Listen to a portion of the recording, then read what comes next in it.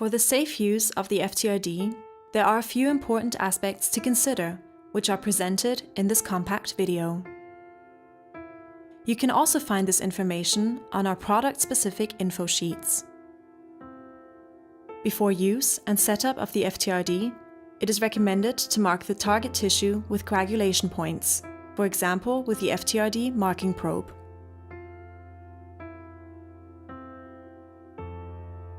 Ensure that the release thread is not wound around the snare shaft throughout assembly.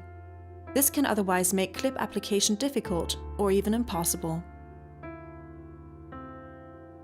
To start, place the application cap only lightly on the endoscope tip. The release thread must enter the working channel vertically and not conceal any of the endoscope functions. The working channel should be located directly next to the snare shaft tube, so that the working channel outlet remains clear. Slide the cap further onto the endoscope shaft with slight lateral tilting movements, which also protects the endoscope sleeve. During assembly, it must be ensured that the clip remains correctly positioned on the application cap. It must not be twisted or caught by the thread. The cap should not be pressed against the hand or table during assembly, as this could damage the cap.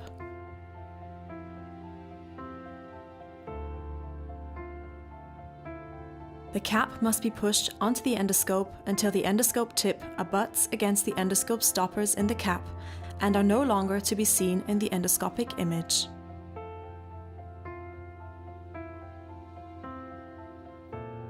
While inserting the FTRD grasper into the working channel, it must be ensured that the thread remains slightly tensioned, otherwise it may wind itself around the instrument, making clip application difficult or even impossible.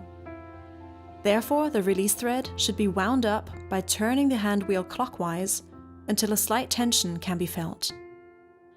Should the thread become loose when inserting the grasper, the hand wheel can be pressed against the upper body to prevent the thread from unrolling or becoming slack.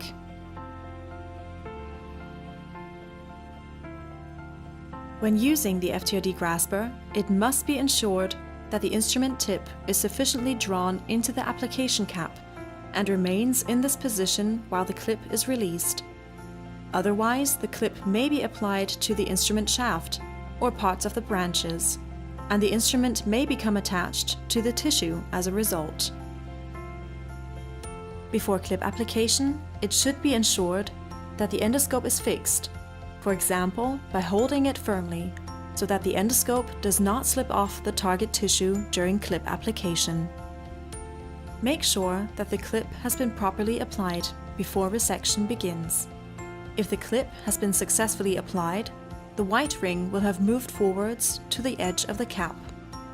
It must remain visible and be observed in the endoscopic image.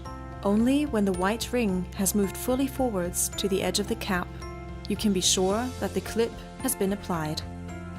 Especially when the endoscope is twisted, for example in the colon, the hand wheel should be turned as far as possible. It may be necessary to reach back and turn it again, so that the force can be transmitted and the clip applied. The part of the snare shaft that is not inserted, especially the black bordered area above the handle, must be as straight as possible and not kinked or coiled. Otherwise, this can make snare closure difficult or even impossible. After the clip has been applied, give the command to release the snare safety lock. Pull the sliding handle backwards until resistance is reached, and hold it in this position. Activate the HF current for the final resection after the snare is securely closed around the tissue. After resection of the captured tissue, retrieve the specimen from the patient by removing the endoscope while keeping the FTRD grasper closed.